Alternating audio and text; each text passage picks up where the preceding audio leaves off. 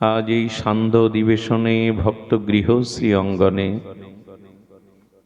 শ্রী ভগবানের অসমধ্য মাধুর্যময় নাম ও লীলা এই অমীয় গুণগাথার শুভারম্ভে প্রারম্ভে ভবসাগর তারণের একমাত্র কারণ যিনি, হৃদি কন্দরে অজ্ঞান তিমির ভাস্কর যিনি, কুলকুণ্ডলিনী শক্তির জাগরণী, যার মন্ত্রে ত্রিতাপ দুঃখ দূরীভূত হয়, যিনি ভব রোগের মহা ঔষধি স্বরূপ, দিব্য চেতনা বিবেকদাতা শ্রী শিল গুরুপাদ পদ্মে পরার্ধ কোটি দণ্ডবত প্রণতি। সমাগত মহাপ্রভুর প্রিয় অনুরাগী বৈষ্ণবজন, হরিকথা প্রেমিক সাধুজন,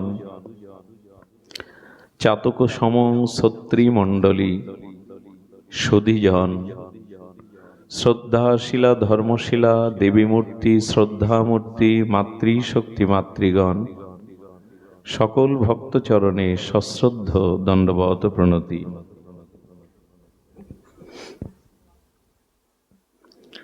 আচ্ছা বাবা, ইকো দিও না, রিসাউন্ড হচ্ছে, ইকো না দিয়ে ছোট বাড়িতে। জয় রাধে, জয় শ্রী রাধে। সংসারে সমস্ত বস্তু অস্থির, স্থির নয়, এবং শুধু অস্থির দোষে বস্তু ধর্মের দোষ নয়, প্রত্যেক বস্তুর মধ্যে একটি দোষ সন্নিহিত আছে। প্রত্যেকটি বস্তু অনিত্য, অস্থির, ধ্বংসশীল, এবং তত্তৎ বস্তুর মধ্যে একটি দোষও আছে, ভয়ও আছে। শব্দটা ক্লিয়ার? এইটাই বক্স না, এই পাশে নাই? জয় রাধে। তো দোষক্রান্ত, অস্থির, ধ্বংসশীল এই বস্তুতে জন্মাবধি যে সকল বস্তু ধর্মকে আমরা আঁকড়ে ধরে বাঁচতে চাই, সেই বস্তুতে আমরা অভয় হতে পারি না, নির্ভয় হতে পারি না। ভয় আমাদের আক্রান্ত করে। আমার মনে হয় জগতে নির্ভয়তা এর আশ্রয় আমাদের প্রাপ্তি হওয়া উচিত। ভয়, দুর্বলতা আমাদের ধ্বংস ডেকে আনে, পতন ডেকে আনে। তো গ্রন্থকার এখানে বৈরাগ্য শতকমে বলছেন, ভর্তৃহরি, যে জগৎ সংসারের সব বস্তুতে ভয় আছে, নির্ভয় কোনো বস্তু নয়। সেই ভয়ের পরিচয় আগে দিচ্ছেন, পরে নির্ভরতার পরিচয় আমরা আজকের আলোচনা থেকে আস্বাদন করব যে নির্ভয় স্থান কোথায়।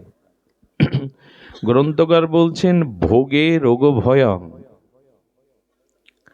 আমাদের পুনঃ পুনঃ এই যে পূর্বজন্মের পুনঃ পুনঃ এই জন্মগ্রহণের ফলে আমাদের ভিতরে একটা সংস্কার রয়ে গেছে। সংস্কারটা ভোগের। নদ নদীর জল দেখবেন সর্বদা তট অভিমুখী তরঙ্গায়িত হয়ে যায়। নদ নদীর জলগুলো, তার তরঙ্গগুলো তটের দিকে আসে, ভেতরের দিকে যায় কি? ঢেউ বা তরঙ্গগুলো তট অভিমুখী ধায়, মানে কূলের দিকে আসে তরঙ্গগুলো, ভেতরের দিকে যেতে চায় না। তেমনি আমার মতো মাদিষ্য জীবের সর্বদা একটা ভোগের সংস্কার রয়ে গেছে। আমরা ভোগ করতে ভালোবাসি। ভোগের বস্তু তো জগতে রয়েছে, রস, শব্দ, স্পর্শ, রূপ আছে না? তো আমাদের চিত্তটা, সংস্কারটা ভোগের অভিমুখী যায়, নদীর তরঙ্গগুলি যেন তট অভিমুখী যায়, আমাদের ইন্দ্রিয় রিপুগুলি ভোগের দিকে ধাবিত হয়। তো বলছেন ভোগে রোগ ভয়ং, আপনি যদি মাত্রা অতিরিক্ত বিধি বা শাস্ত্র লঙ্ঘন করে বেশি ভোগ করতে যান, সেই ভোগের একটা ভয় আছে, রোগ এসে জুটবে। যে যত ভোগ করে তার তত রোগ এসে দেখা দেয়। তার মানে ভোগ করতে মন চায়, শব্দ স্পর্শ রূপরসগন্ধ ভোগ করতে মন চায়, কিন্তু বেশি ভোগ করতে পারবেন না, রোগ এসে ধরবে। এই জন্য বলছেন ভোগে রোগ ভয়ং।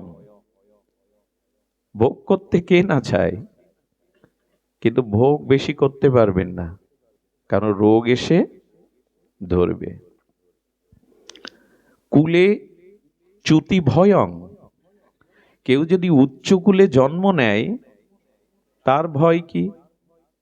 হলো উচ্চ কুলে জন্ম নিলেও দ্বিজ ব্রাহ্মণ কি উচ্চ কুলে, তার ভয় হলো সেই উচ্চ কুল হতে তার কোনো আচরণের দ্বারা যদি সে পতন হয়, তাই না? উচ্চ কুলে জন্মালে একটা পতনের ভয় থাকে, যে তার দ্বারা সেই উচ্চ কুলও যদি শ্রেষ্ঠ শাস্ত্র শীল সৎ ব্যবহার না হয়ে তার জীবনে যদি অশাস্ত্রীয় কোনো কর্ম এসে যায়, তখন সে উচ্চ কুল থেকে পতনে দ্বিজ হয়ে শ্রেষ্ঠ কুলে জন্মে এমন কাজ করতে পারলো, তার মানে তার আত্মমর্যাদা হারালো। তাহলে উচ্চকুলে জন্মানো ভয়, কিসের ভয়?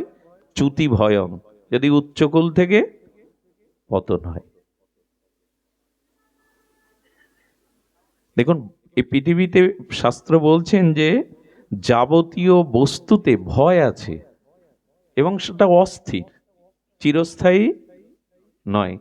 কতটি খুব ধ্যান দিয়ে শুনতে হবে। এটি জীবন গঠনের, চরিত্র গঠনের, ভগবৎ প্রাপ্তির পথ এগুলি। এ পথে যেও না, এতে নির্ভয় হতে পারবে না। এই জন্য বললেন কুলে চ্যুত ভয়ং বৃত্তে নিপালাদ ভয়ং। বর্তমান সময়ে যদি আপনি শিল্পপতি হন, কোটিপতি হন, ধনসম্পদের মালিক হন, তখন রাজভয় এসে জুটবে। রাজভয় কেমন জানেন? ভাগবত এমনও বলেছে এক সময় সরকারি কর আরোপের দ্বারা মানুষ জঙ্গলে পালাবে, জন্মগ্রহণ থেকে মৃত্যু পর্যন্ত কর দিতে হবে। 20 বছর আগে কোনো রোডে চলতে গেলে রোডের কর দিতে হতো না। এই জন্য ধন সম্পদ থাকলে ট্যাক্স ফাঁকি দেওয়ার যে মামলার ভয়, রাজদণ্ডের ভয়, এগুলোও কাজ করে সবসময়, করে কি না? এবং সম্পদ থাকলে সেই সম্পদের কারণে যে শত্রু বৃদ্ধি পায়, সেই শত্রুর ভয়ও, অর্থাৎ আপনি ধনী হয়েও ভয় থেকে নিষ্কৃতি পাবেন না। বৃত্তে নৃপাদ ভয়ম, নৃ মানে নৃপাদ মানে রাজ ভয় থাকে। আর কি বলছেন? মানে দৈন্য ভয়ং, কারো সম্মান আছে, মান আছে, মর্যাদা আছে, তার সব সময় ভয় কেউ বুঝি অমর্যাদাপূর্ণ অসম্মান করে বসলো। সম্মান যার আছে তার পেছনে ভয় কাজ করে, কে তাকে বড় কথা বলে অসম্মান করলো। মানে দৈন্য ভয়ং, যদি কেউ আমাকে বড় কথা বলে বসে। এই জন্য মান যার আছে, মান হারাবার একটা ভয় সবসময় তাকে তাড়া করে ফেরে। বলে রিপু ভয়ং, যার শক্তি বা বল আছে তার ভয়, তার থেকে বলবান এসে কেউ তাকে আক্রমণ এই বুঝি করলো। আরেকটা কথা এখানে সুন্দর বলেছেন, রূপে জরায়া ভয়ং, যার রূপ আছে না তার কি ভয় জানেন? এই বুঝি বার্ধক্য জরা এলো। সবসময় সে চিন্তা করে এই বুঝি বার্ধক্য জরা এসে এই রূপ চলে গেল। রূপ থাকলেও ভয়, রূপে জরায়া ভয়ম। কিছু মনে করবেন না, একবার আমার একটা জিনিসে একটু স্পর্শ অনুভূতি হয়েছিল। আমি গাড়িতে যাচ্ছি, লোকাল বাসে একজন বলছে, দাদু একটু সরে দাঁড়ান। মনে মনে বলছি, দাদুই বললি, ভাই তো বলতে পারতিস, এত বুড়ো কি হয়েছে আমি? আমরা এরকম মনে করি, ঠাকুমা বললে ঠিক মেনে নিতে চাই না। এই জন্য আমরা রূপে এর একটা ভয় আছে, যার রূপ আছে তার ভয় হলো জরা বুঝি এসে আক্রমণ করলো। আর এই রূপকে ঢাকবার জন্য কত চেষ্টা, বিউটি পার্লার, প্লাস্টিক সার্জারি, কত কি। তো মানে আমি যে বার্ধক্য আসছে, জরা আসছে, রূপ চলে যাবে, ওই জরার ভয়, ব্যাধির ভয় আক্রান্ত করে। আমাকে প্রমাণ করুন যে ভয় নাই কোথায়। আর ভয়ের মধ্যে যে মানুষ, সে কখনো শান্তি পেতে, ভয় অস্থিরতা আনে, দুর্বলতা আনে, পতন আনে। তো সব বস্তুতেই জগতে অস্থির, অনিত্য এবং ভয় মাখানো। শাস্ত্রে বাদী ভয়ং, দু চারটি গ্রন্থ, দু চারটি শ্লোক মুখস্থ করে যে এখানে পণ্ডিত হয়ে বসবো, তারও একটা ভয় আছে। যদি আমার থেকে কোনো পণ্ডিত এসে তর্ক বিতর্কে আমাকে প্রশ্ন করে, পণ্ডিত হলেও তার একটা ভয় কি, বলে শাস্ত্রে বাদী ভয়ং, আমি শাস্ত্র জানি, আমি পণ্ডিত, আমি ব্যাখ্যাতা, বক্তা, কিন্তু আমার ভয় কি, বাদী ভয়ং, আমার বাদী কোনো শাস্ত্রজ্ঞ পণ্ডিত এসে যদি আমার মতকে খণ্ডন করে। শাস্ত্রে বাদী ভয়ং। অন্য পণ্ডিত আসলো, 500 পাওয়ারের বাল্বের কাছে একটা 20 পাওয়ারের বাল্ব জ্বালান, কি হয়? ওই 500 পাওয়ারের বাল্বের আলোর জ্যোতিতে এই অল্প আলোটা ঢেকে যায়। তো আমার থেকে বড় পণ্ডিত এসে যদি আমার এই মত খণ্ডন করে, এই জন্য বলছেন শাস্ত্রে বাদী ভয়ং, বিপরীত কোন পণ্ডিতের ভয়। আমার থেকে বড় পণ্ডিত যদি এখানে বক্তা কেউ এসে যায়, তো এই জন্য বলছে গুণে খল ভয়ং। অনেক পুণ্য কর্মের দ্বারা কেউ গুণ পায়, হয়তো সে সঙ্গীতজ্ঞ, চিত্রশিল্পী, হস্তশিল্পে তার বেশি সুনাম, কিন্তু গুণ থাকলে তার ভিতরে ভয় হলো খল দোষ এসে যায়। ওই গুণকে পুঁজি করে, লোকের আত্মবিশ্বাস এবং লোকের ভরসাকে পুঁজি করে তার ভিতরে খলতা চলে আসে স্বার্থের। গুণ আছে বলেই তো মানুষ সেই গুণীর প্রতি আকর্ষিত হয়, তাকে বিশ্বাস করে। কিন্তু অধিক গুণ থাকলে তার ভিতরে খল এসে যায়, আত্মসত্ত্ব পরিপূরণের জন্য খল, কপটতা এসে হাজির হয়। তখন সেই গুণে ম্লান হয়ে যায়, গুণটা ঢাকা পড়ে যায়। আচ্ছা, কায়ে কৃতাস্ত ভয়ং, আমাদের দেহে সর্বদা সে দৈব দ্বারা ভয়। এই বুঝি অ্যাক্সিডেন্ট হলো, এই বুঝি বজ্রপাত হলো, এই বুঝি কোনো দুঃসংবাদ এলো, এই ভয়।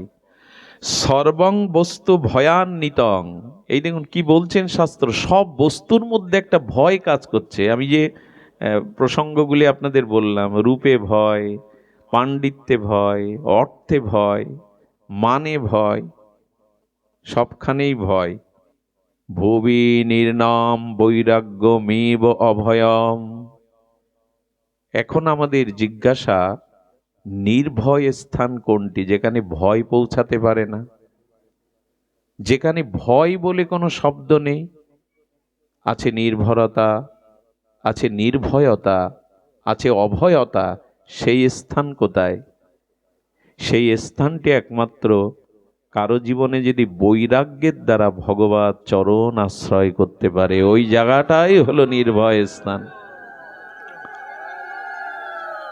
যদি কারো জীবনে ত্যাগ এবং বৈরাগ্য এসে উপস্থিত হয়, এই বৈরাগ্যের দ্বারাই ভগবত চরণ আশ্রয় হলো একমাত্র নির্ভয় স্থান।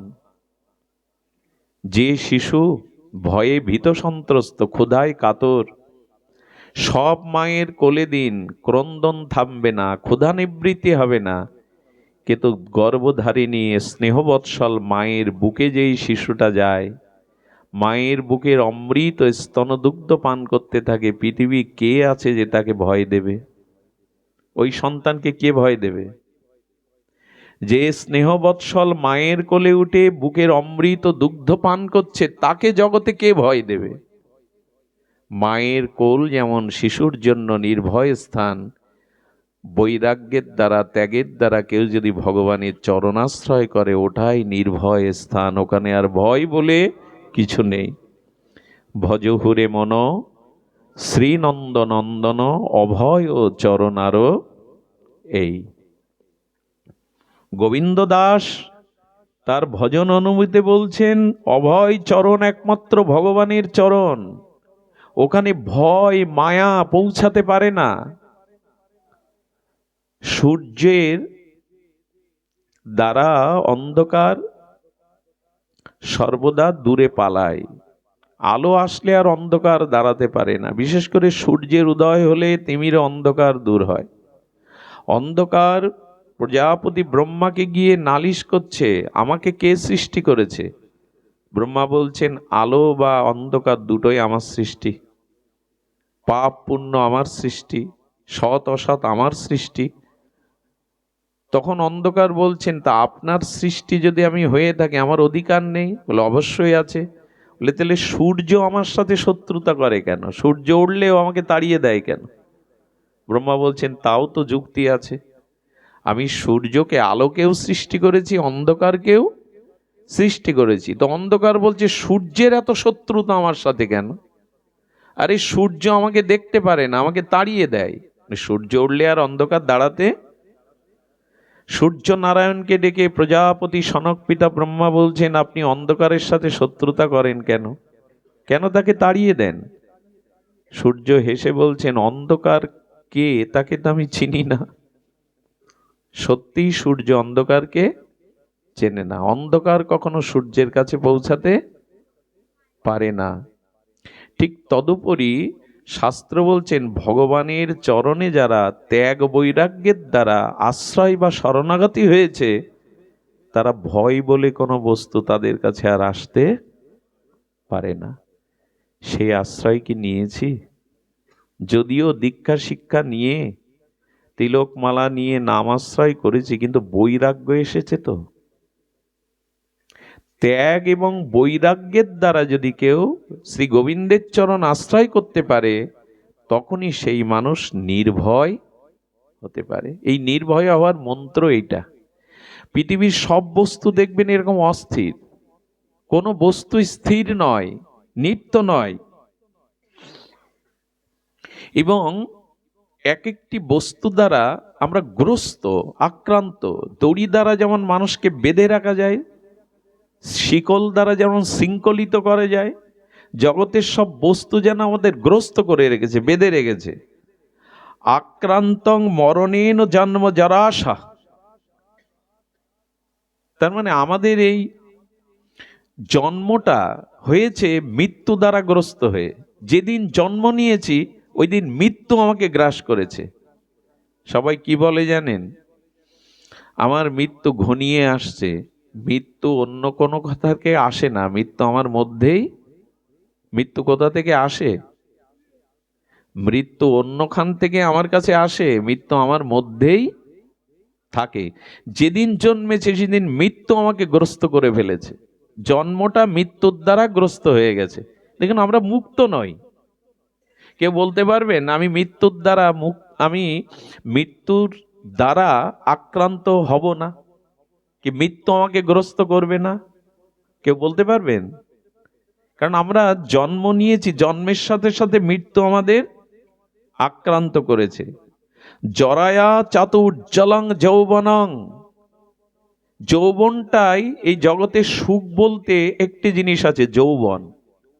সুন্দর বলতে, সুখময় বলতে মানুষের যৌবন, কিন্তু দেখতে দেখতেই তা শেষ হয়ে যায়।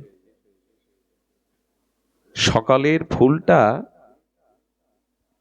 বিকেলবেলা তার সৌন্দর্য নিয়ে থাকে না, টিকতে পারে না, ঝরে যায়।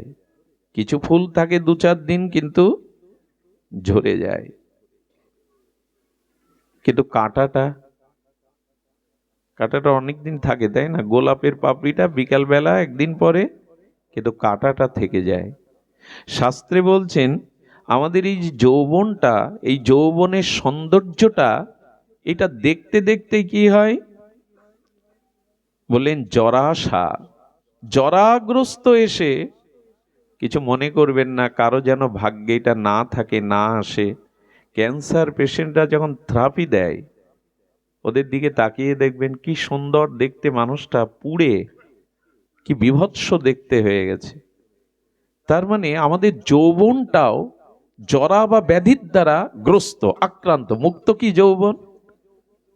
চাইলেই কি যৌবন টিকিয়ে রাখতে পারবো?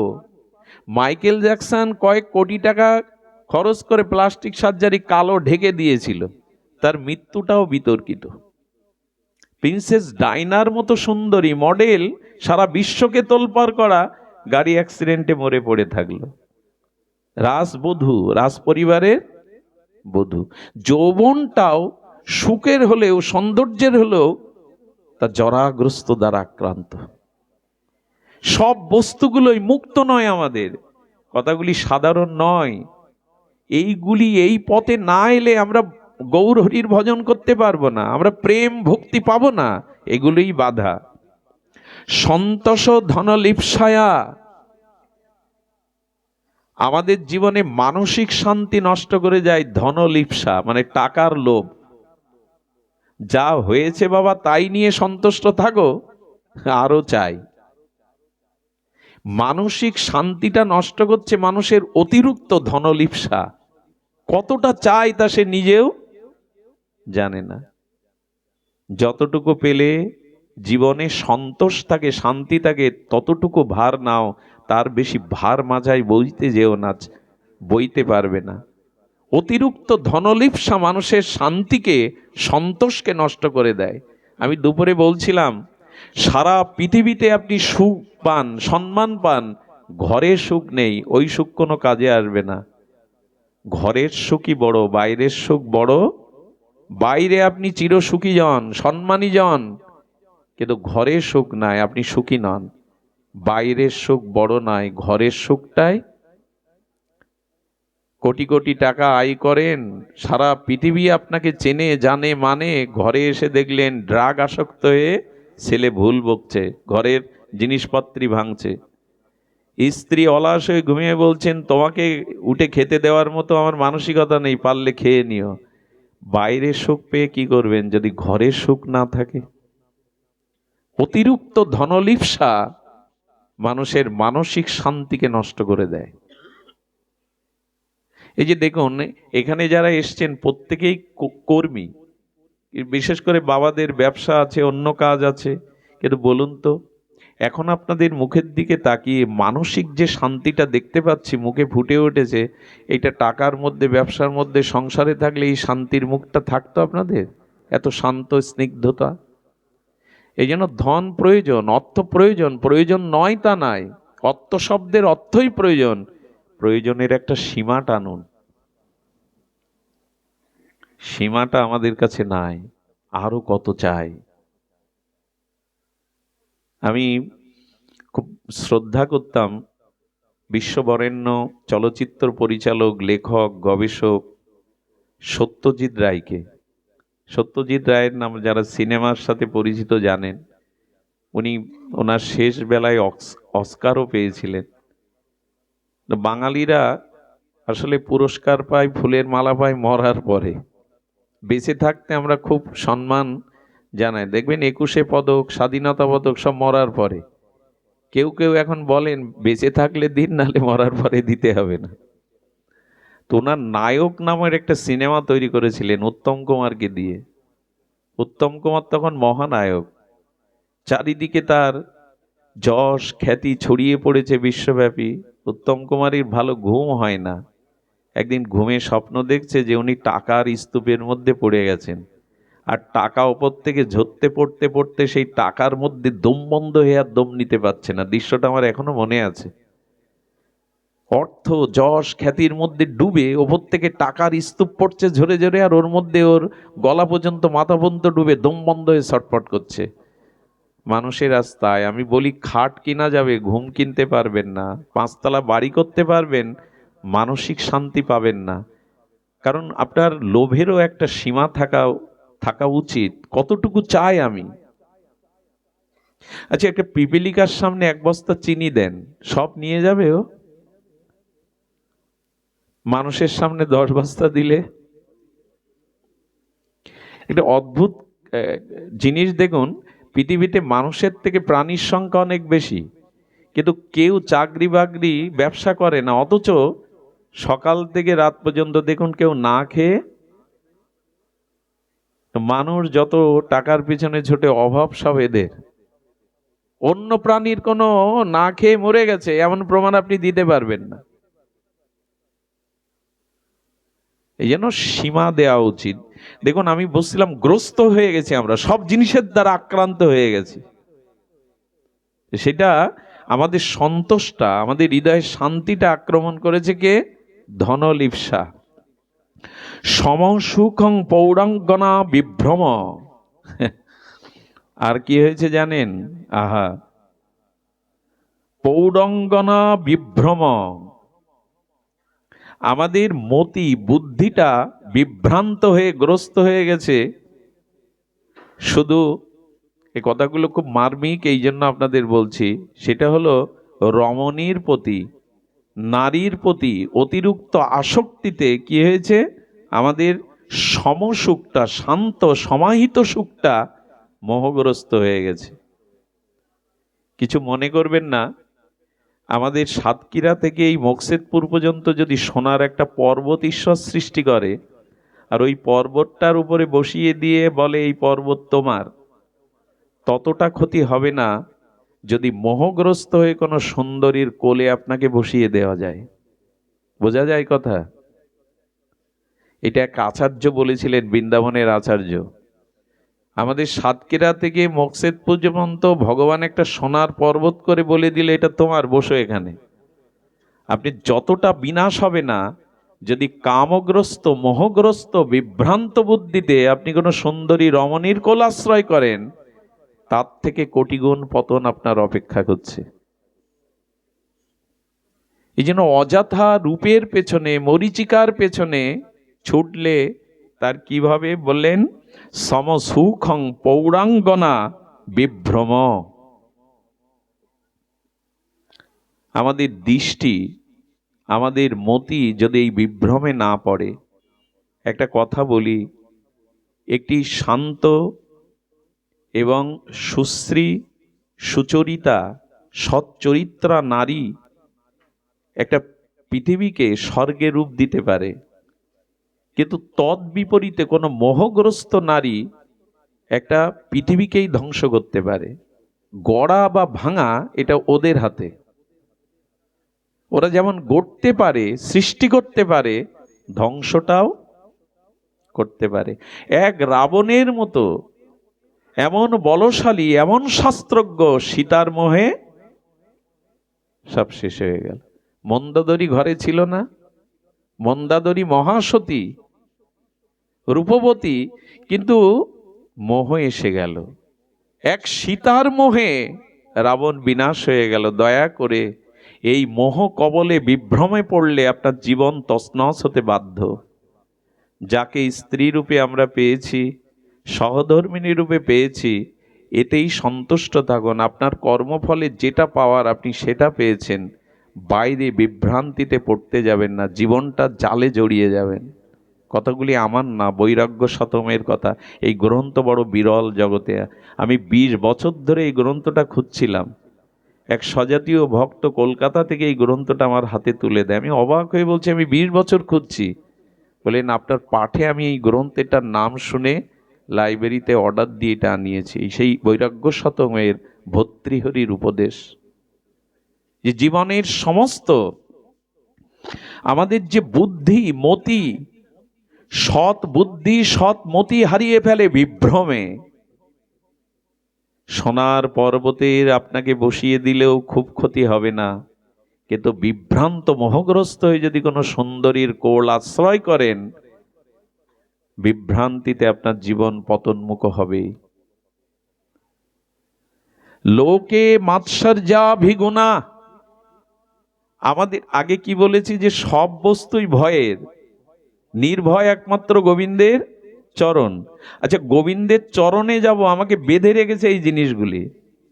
আচ্ছা, আমাকে যদি এখন এখানে আষ্টে পৃষ্ঠে বেঁধে রাখেন, আমি উঠে যেতে পারবো আপনাদের কাছে? তো এই বস্তুগুলো আমাকে বেঁধে রেখেছে, যা ভগবানের কাছে যেতে দিচ্ছে না। আমরা সবাই গ্রস্ত হয়ে আছি। এর মুক্তির পথটা আমরা আগে বলবো। আগে তো অন্ধকারের পরিচয় নিতে হবে, তারপরে আলোর পরিচয়। অন্ধকার না থাকলে আলোর মহিমা প্রকাশ নাই। এই জন্য বলছে লোকে মাৎসরাভিগুণা। আমাদের জীবনে এই সব থেকে সমস্যা করে দিয়েছে মাৎসর্য।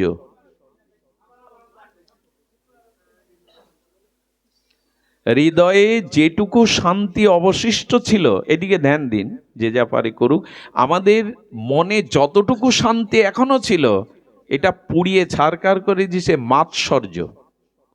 মাৎসর্য মানে অন্যের কোনো উৎকর্ষতা দেখে, উন্নতি দেখে, অন্যের কোনো কল্যাণ শ্রী দেখে আমাদের হৃদয়ে জ্বালা হওয়া। এই যে পরগুণ উৎকর্ষে আমার হৃদয়ে জ্বালা হওয়া, এটাই মানুষের অবশিষ্ট যেটুকু শান্তি এখনো বাকি আছে, এগুলো জ্বলে পুড়ে শেষ করে দিচ্ছে। ওর কেন হবে রে? এক ব্যক্তি মন্দিরে গিয়ে বলছে, ঠাকুর এটা দেব, সেটা দেব, পূজা দেব, আমার ছেলের চাকরিটা যেন হয়। কয়েকদিন ধরে সেই প্রার্থনা করে চলেছে। যখন চাকরির সংবাদ বার্তা রেজাল্ট এলো, দেখলো তার পাশের বাড়ির এক ছেলের চাকরি হয়েছে, তার হয়নি। মন্দিরে গিয়ে বলছে, ভগবান এত ডাকাডাকি, এত প্রার্থনা, এত উপঢৌকন তোমায় দেব বললাম, চাকরি হলো না, তা আমার ছেলের হলো না ঠাকুর, ওর ছেলের হলো কেন? এটার জবাব দাও। এটাও ভগবানকে বলতে হবে, আমার হলো না তো ওর। মানুষ এখন সব থেকে অশান্তি পায় এই মাৎসর্যের কারণে। আমার কেন নয়, ওর কেন? খবরদার, এটাকে তাড়ান, তাড়াতাড়ি বিদায় করুন, নালে যেটুকু শান্তি আছে আপনার সব জ্বলে পুড়ে ছারকার করে দেবে। মাৎসর্য নিতে নেই। আমি দুপুরে মনে হয় বলছিলাম, এই যে সুন্দর একটা অট্টালিকা তৈরি করা, যদি সকালবেলা উঠেই মা বাবা ওরা দেখে যে কেউ কাকর ঝিল ধুলোবালি ঘরে ছড়িয়ে দিয়ে গেছে, কি করবে? জানে না, কিছু জানে না কে দিয়ে গেছে, ওগুলো কি করে? রেখে দেয়, পরিষ্কার করে। তা আপনার আমার কানে যে পরনিন্দার কাকর ঝিল কেউ দিচ্ছে, তা আপনি সেটা ঝেড়ে ফেলেন না কেন? রেখে দেন কেন? ও বেলায় ঝেড়ে ফেলে দিই, এ বেলায় ভেতরে গুছিয়ে রেখে দিই। এই জন্য মাৎসর্যটা আনবেন না। কারো মধ্যে কোনো গুণ দেখলে প্রশংসা করবেন, এটার প্রাপ্তি তার। সে সাধনা করেছিল, সে কোনো স্বীকৃতি করেছিল, তাই এটা পেয়েছে। আমি করিনি স্বীকৃতি, তাই আমি, এটাই ভাবুন, কেন তার হবে? এই মাৎসর্যই আমাদের অবশিষ্ট শান্তিটুকু গুণা, একটা দুর্গুণ এই মাৎসর্য। এই মাৎসর্যই দুর্গুণ আমাদের বিনষ্ট করছে। বন ভূমাও বালৌ নৃপা দুর্জনাও অধৈর্যেন। আর আমাদের অধৈর্যটা আমাদের সৌন্দর্যকে গ্রাস করেছে। কথায় কথায় যে ক্ষেপে ওঠে, রেগে ওঠে, মানুষের প্রতি চোখ রাঙায়, এই যাদের এই গুণটা না, তাদের কি বলছেন? ধৈর্যটা গ্রস্ত করে আছে এই অধৈর্য দিয়ে। সবসময় চিন্তা করবেন, যতটুকু ধৈর্য সীমার মধ্যে রাখতে পারেন। এক গুরুদেবের কাছে এক শিষ্য গিয়ে বলছে, গুরুদেব এটা ঠিক করেছি না? বলে, কি করেছিস? 20 টাকা রিক্সা ভাড়া, 30 টাকা চেয়েছে, তার সাথে গন্ডগোল বাঁধিয়ে 20 টাকায় দিয়ে এসছি। বলে, সেটা তোর চোখ মুখ দেখে বোঝা যাচ্ছে, রক্ত উঠে গেছে মাথায়। বলে, ঠিক করিনি, সে তো অন্যায় দাবি করেছে, 20 টাকা ভাড়া 30 টাকা চাইবে, আর আমিও ঠকবো কেন? গুরুদেব ঠিক করিনি। গুরুদেব তখন বলছে, আচ্ছা আপনাদের কাছে আমি প্রস্তাবনাটা দিচ্ছি, 10 টাকা তাকে বেশি দিয়েছেন, সে বেশি চেয়েছে। আচ্ছা, 10 টাকাটা আপনার কাছে মূল্য বেশি না, ওই রাগ দেখিয়ে আপনি রক্ত উঠিয়ে দিলেন, অধৈর্য এসে গেল, আপনার মস্তিষ্ক যেটা গুরুদেবের কাছে যেতে গিয়ে শান্ত ছিল, সেটা 10 টাকার মূল্য বেশি, না এই অধৈর্যটার মূল্য বেশি আপনার কাছে? কোনটা? জ্ঞানী ব্যক্তি স্থির থাকে ওই জন্য, না বেশি নিয়েছে, কিন্তু রাগটা হলে আমার ভিতর যে প্রতিক্রিয়া হবে সেটা 10 টাকার থেকে বেশি ক্ষতির। আপাতত শিক্ষা নিয়েছি, এরপরে তাকে জিজ্ঞাসা করে, তাকে কন্ট্যাক্ট করে আমাকে আসতে হবে। এই ধৈর্যটা দিয়ে ঠকে সে নিজের শান্তি বজায় রাখে। ধৈর্যটা মাঝে মাঝে রাখুন। ধৈর্যটা অধৈর্য গ্রাস করে ফেলেছে। প্রায় খুঁটিনাটিতে আমার কিছু জানি মনে হয় যে বাড়িতে নিয়ে যেতে হয়। এখানে যা শুনি না, এখানে যা আয় করি, এটা বাড়ি নিয়ে ওদের ভাগ দেন, স্ত্রী পুত্র পরিজনদের। এখানে প্রসাদ দিতে গিয়ে যদি পাতা দেওয়ার পরে 10 মিনিট দেরি হয় জল দিতে, অন্ন আসতে, কেউ খেপে যান কি? গালাগালি দেন কি? আচ্ছা, বাড়িতে মা যদি এইটা করে, মানে স্ত্রী যদি 10 মিনিট দেরি করে, এই ধৈর্যটা ওখানে ধরেন তো? আমি বলতে চাইছিলাম, এইখান থেকে যেটা অর্জন করেন এটা বাড়ি নিয়ে যান না, ওইখানে যেন মনে পড়ে। তাই তো ভাগবত আসরে তো 10 মিনিট বসে অপেক্ষা করেছিলাম, বাড়িও করি, 14 গোষ্ঠী উদ্ধার করে দেই। শান্তি আপনি এইখানে বসে হরিকথা ভালো লাগে, সিদ্ধান্তগুলো ভালো লাগে, কিন্তু আপনার প্রকৃত পরিচয় হবে এই অর্জনগুলি বাড়িতে গিয়ে যদি আচরণে ফুটিয়ে তুলতে পারেন। আয় করবেন, চাকরি করে ব্যবসা করে আয় করবেন, সংসারে খরচ করবেন না, তাহলে কি সংসার চলবে? এখান থেকে যেটা অর্জন করেন সেটা বাড়িতে বিলিয়ে দেবেন না আচরণে, তাহলে চলবে কি সংসার? এখান থেকে যেটা আমরা গ্রহণ করি ওটা সবার মাঝে আচরণে ফুটিয়ে তুলতে হয়। এই জন্য গ্রস্তং নং কি বা কেন, কেন বলছেন কোন বস্তু গ্রস্ত নয়? বলেন একটি বস্তু কেবল গ্রস্ত নয়, সেটা হলো ভগবত ভজন। ভগবত ভজনের দ্বারা অন্য সমস্ত গ্রন্থি কেটে যায়। আর জগতে যত বস্তু সব অন্য বস্তুর দ্বারা গ্রস্ত। যত ভজন করবেন, যেই ভগবত ভজনে পড়ে সব বন্ধনগুলো, এই গ্রন্থিগুলো কেটে যাবে। একটা প্রমাণ দেই, এই যে অবগুণগুলো আমাদের বাদে, এখানে এই অবগুণগুলো কাউকে গ্রাস করছে? অন্যের প্রতি হিংসা, মাৎসর্য, অশান্তি, এগুলো এখানে গ্রাস করছে না। কারণ ভগবত ভজনের এমন একটি মহিমা আছে, সেই মহিমাতে আপনার জীবনের সবকিছু মঙ্গলময় করে দিতে পারে, কল্যাণময় করে দিতে পারে। এই জন্য ভগবানের চরণে বিষ অমৃত হয়। ওখানে মীরাবাইয়ের বিষ, প্রহ্লাদ মহারাজের বিষ অমৃত হয়ে যায়। ওই চরণের এমন মহিমা, ওই চরণে স্মরণের এমন মহিমা, বিষ আর কোথায় হয় গো বিষ অমৃত? এই জন্য এই গ্রস্ত থেকে, এই ভয় থেকে নির্ভয় স্থান, আর এর থেকে মুক্তির একমাত্র উপায় আমরা যেন ভজন দ্বারা ভগবানের নির্ভয় চরণকে আশ্রয় করি। সব ঘুরে ফিরে ওই এক জায়গায় আসতে হবে, অন্য কোনো পথ খোলা নেই। মাম একাং শরণাং ব্রজ, একমাত্র আমার চরণে শরণ নাও। সব পথ ঘুরে গিয়ে ওই এক জায়গায়, সব নদ নদীগুলো যেমন সমুদ্রে মিশেছে, সব কথার সারাংশ হলো এই, ভগবত চরণ আশ্রয় করো, ভগবত ভজনকে জীবনে গ্রহণ করো। এটাই সমস্ত গ্রন্থি মোচনের, নির্ভয় হওয়ার এটাই একমাত্র পথ, নাহলে সব আক্রান্ত হয়ে যাচ্ছে। আমি এও বলেছি, ভজন এমন একটি মহিমা, ভীষ্মদেবের সামনে কাল এসে দাঁড়িয়েছে, মৃত্যু। পিতামহ ভীষ্ম সরসজ্জায় কাল এসে দাঁড়িয়েছে, অপেক্ষা করছে, আপনার তো ইচ্ছামৃত পিতামহ, আমি এসেছি। কালকে দেখে ভীষ্মদেব হেসে বললেন, তুমি চলে যাও, আমি তোমার সাথে যাব না। আমি আমার জীবনে পাপ করিনি, যৌবনে কোনো অপরাধ করিনি, আমি গোবিন্দের সাথে যাব, মৃত্যু তোমার সাথে যাব না। ভজন করলে এত বড় কথা, আপনিও বলতে পারবেন, হে কাল, হে মৃত্যু, আমি তোমার সঙ্গী নই, আমি গোবিন্দের সাথে যেতে চাই। বিশ্ব গোবিন্দ চরণ দর্শন করতে করতেই মহা নির্জানে চলে গিয়েছিলেন। মৃত্যু তার সামনে টিকতে পারেনি। তিনি নিজেই প্রাণকে উৎক্রমণ করলেন গোবিন্দকে স্মরণ করে, চরণ দর্শন করতে করতে। কালকে মৃত্যুকে পরাভূত করে তাড়িয়ে দিলেন, আমার জীবনে আমি পাপ করিনি, চলে যাও, তোমার সাথে আমার যাওয়ার কথা না। ভজন এমন মহিমা, কালও দূরে হাত জোর করে, সমনও দূরে পালায়, মৃত্যুও ভয়ে ভীত হয়ে পলায়ন করে যার চরণে শরণ নিলে, যার নাম নিলে কাল মৃত্যুও ভীত হয়ে দূরে পালায়। সেই চরণ আমরা শরণ নিলাম না। নান্য পন্থা, দ্বিতীয় কোনো পথ খোলা নেই আমাদের।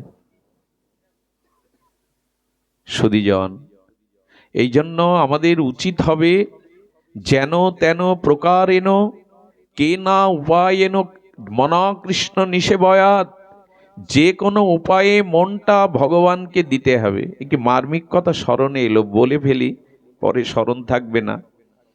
মার্মিক কথা হলো, ভগবান গীতা ভাগবত শাস্ত্রে আমাদের মনকে চেয়েছেন। কি চেয়েছেন?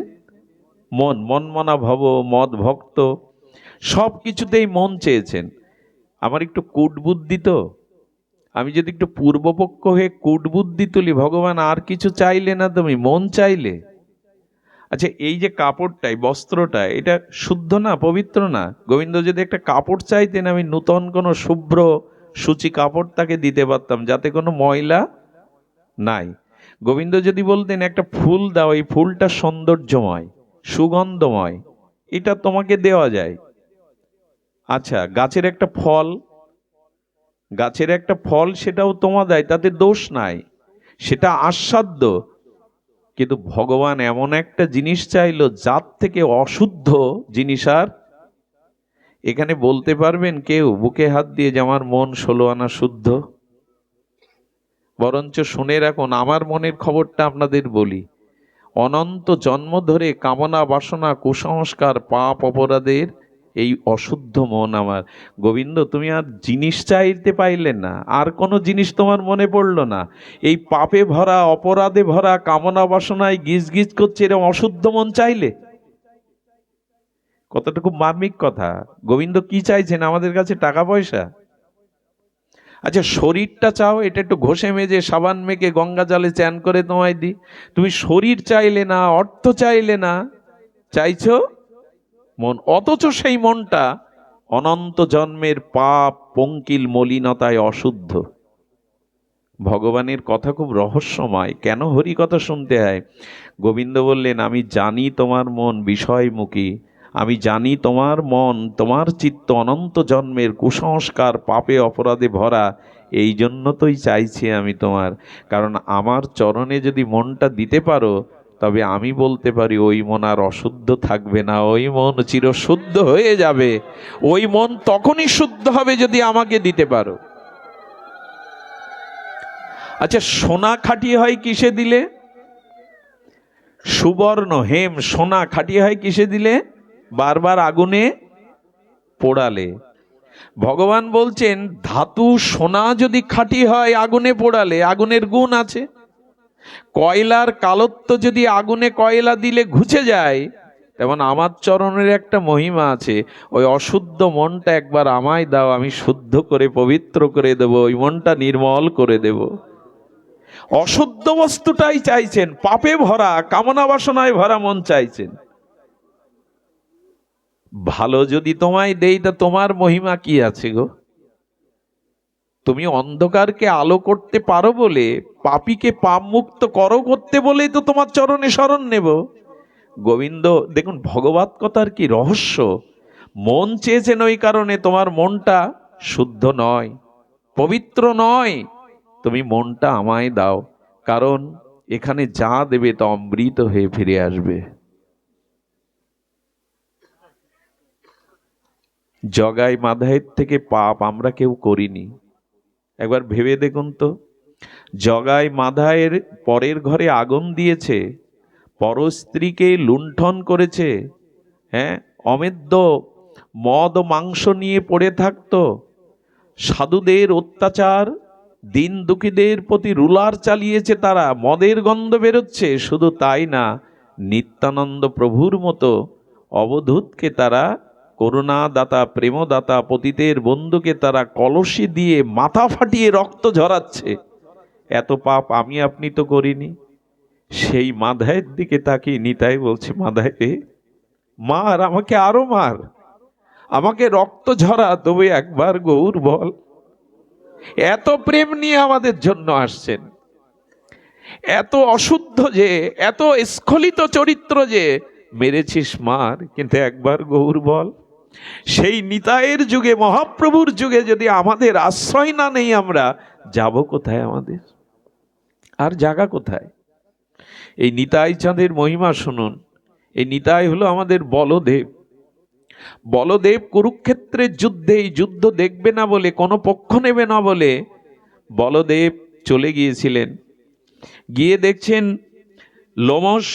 লোমহর্ষণ ঋষি ভাগবত পাঠ করছে। লোমহর্ষণ ঋষি, যার পুত্র সুত, সেই লোমহর্ষণ ব্যাসপীঠে যখন পাঠ করছেন, তখন ভগবান বলদেব বলরাম এসে উপস্থিত।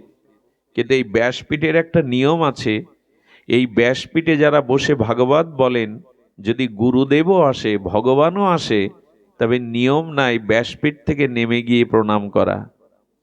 তাকে অভিবাদন জানানো যায়, ভাগবতের মালাটা দেওয়া যায়, পাশে বসানো যায়, কিন্তু ব্যাসপীঠ থেকে উঠে যাওয়া, এটাই আসনের সম্মান। তো উনি উঠে, বলদেবকে জানেন উনি ভগবান অভিন্ন, সংকর্ষণ মূল অংশী, কিন্তু নামলেন না। বলদেবের ক্রোধ হয়ে গেল। এত ক্রোধ হলো যে, আমি ভগবান, আমাকে দেখে ব্যাসপীঠ থেকে নামলি না। একটা তৃণ ঘাস তুলে ছুড়ে দিলেন, মাথাটা কেটে পড়ে গেল ওই ব্যাসপীঠ থেকে লোমাসনে। এত ক্রোধ, এত ক্রোধ। সেই বলদেব নিতাই হয়ে এলেন। শচীসুত হইল যেই, বলরাম হইল নিতাই। সেই নিতাই এবার ঘাস দিয়ে ভাগবতের মস্তক ছেদন করলেন না, ওই ঘাসটা, ওই তৃণটা দন্তে ধরেছেন। দন্তে ধরে নিতাই কি বলছেন, আমাকে কিনিয়ে লও, বলো গৌর হরি। সেই বলদেব, কথাই কথাই যার এত ক্রোধ, যিনি ঘাস দিয়ে মস্তক ছেদন করলেন, তিনি দন্তে দন্তে তৃণ ধরে কারা? ঘাস মুখে দেয় কারা? আজ বলদেব নিত্যানন্দ সংকর্ষণ অংশী, তিনি নিতাই চাঁদ হয়ে দন্তে তৃণ ধরে নগরে নগরে বলছেন, আমাকে কিনিয়ে লও, বলো গৌর হরি। এই পাবন অবতারে যদি বাদ পড়ে যায়, আমাদের আর গতি কোথায় বলতে পারেন?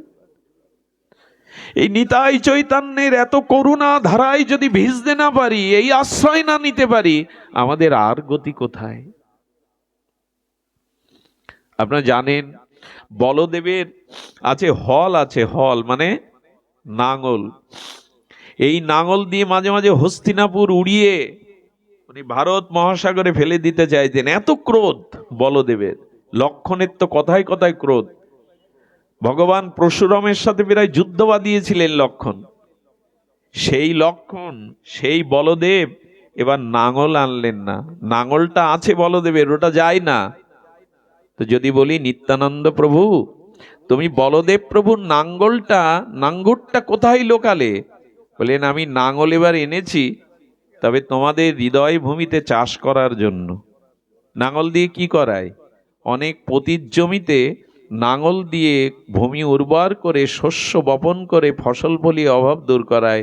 নিতাই বলছে, আমি করুণা প্রেম দিয়ে, চাষ দিয়ে তোমার এই পতিত হৃদয়টাকে প্রেম ভক্তির, গৌর প্রেম, ব্রজ প্রেমের ফসল ফলিয়ে তোমাকে আমি প্রেম দান করব। এই করুণার যুগে আমরা বাদ পড়ে যাচ্ছি। বলতে পারেন আমাদের গতি কি হবে? এত করুণা নিয়ে ভগবান আমাদের সামনে আসেননি ইতিপূর্বে, এত করুণা নিয়ে তার আগমন হয়নি। এই তো করুণায় অবতীর্ণ কল, এই বিশেষ কলিতে এত করুণা নিয়ে এলেন, কিন্তু বাদ পড়ে গেলাম। একবারও নিতাই বললাম না, গৌর বলে হৃদয় সিক্ত হলো না। আমাদের কি গতি হবে বলতে পারেন? এই জন্য আসুন, সময় চলে যাচ্ছে এই অস্থির পৃথিবীতে, এই ভয় ভীতি সংকুল বস্তুতে, এই মোহপাশগ্রস্ত হতে, মুক্ত হতে একমাত্র আসুন আমরা এই নিতাই গৌরের নামধর্ম, প্রেম ধর্ম, ভাগবত ধর্মের আশ্রয় নেই। এছাড়া আমাদের কল্যাণের দ্বিতীয় কোনো পথ খোলা নাই। নিতাই না বলিল মুখে, মজিল সংসার সুখে, বিদ্যাকুলে কি করিবে তাই? কি হবে বিদ্যা কুল ধন যদি নিতাই না বলল, গৌর না ভজল? মৃত্যুর পরে এই নিতাই বলা, গৌর বলা, হরি বলা, এই সম্পদটাই মৃত্যুর পরে কাজে লাগবে। বাড়ি গাড়ি ধন সম্পত্তি মৃত্যুর পরে কাজে লাগবে না। সেই সম্পত্তিটা বাদ দিয়ে যা আমার পরপরে শেষের দিনে কাজে লাগবে না, সেই সম্পদটাই সারা জীবন কুড়িয়ে গেলাম। খুব কি সুবুদ্ধি আমাদের! মৃত্যুর পরের অধ্যায় তো এই জাগতিক কোনো বস্তু আমায় ওখানে সাথে সহযোগিতা করতে যাবে না। যা সেদিন যাবে সেটাই তো সঞ্চয় করলাম না। ভালো লাগে আপনাদের, কত দূর দূরান্ত থেকে ছুটে আসেন এই সাধুগুরুর কৃপা করুণা, এই হরিকথাতে হৃদয়টাকে একটু সিক্ত করার জন্য, এই প্রেম ভক্তি পাওয়ার জন্য, প্রাপ্তির জন্য যে চেষ্টাটা করে যাচ্ছেন, এটা করুন। যদি আমি অসুস্থ হয়ে বাড়িতে বার্ধক্য দশায় জরাগ্রস্ত হয়ে মুমূর্ষু হয়ে পড়ে থাকি, সেই অবস্থায় যদি আজকের এই অনুষ্ঠানের স্মৃতি মনে ওঠে, সেদিন এমন ভক্তদের মুখগুলো মনে পড়ে, এই স্মৃতিটাই সেদিন আপনাকে গোবিন্দর কথা মনে করিয়ে দেবে, পরকালের একটা পথ রচনা করে দেবে। মনে তো পড়তে পারে সেই কবে কোন দিন এমনি করে সাধুসঙ্গ করেছিলাম, এমনি করে হরি কথা শ্রবণ করেছিলাম। ওই স্মৃতিটাই, ভগবত স্মৃতিটাই ওই দিনে আপনার হৃদয়ে প্রেম এনে দেবে, কল্যাণ এনে দেবে। শাস্ত্র বলছেন, কারো চিতার দিকেও যদি কোনো শুদ্ধ গোবিন্দ ভক্ত তাকায়, সুদৃষ্টি দেয়, তার আত্মার সদ্গতি হয়। কারো চিতার দিকে যদি কোনো শুদ্ধ ভক্ত তাকিয়ে দেয়, তার আত্মার একটা সদ্গতি হয়।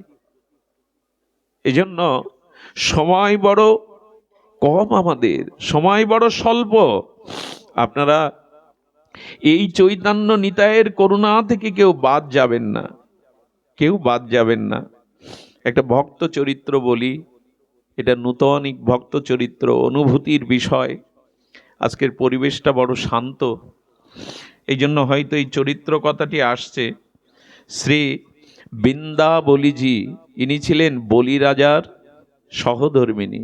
বৃন্দাবলী, এই বৃন্দাবলীজি একটা অদ্ভুত চরিত্র। সে চরিত্র বড় মহিমান্বিত। এই বৃন্দাবলীজির মতো স্ত্রী জগতে দেখা যায় না। এটা খুব ধ্যান দিয়ে শুনতে হবে। গ্রন্থকার এখানে বলছে বামন অবতার। বামন অবতারের কথা মনে আছে আপনাদের?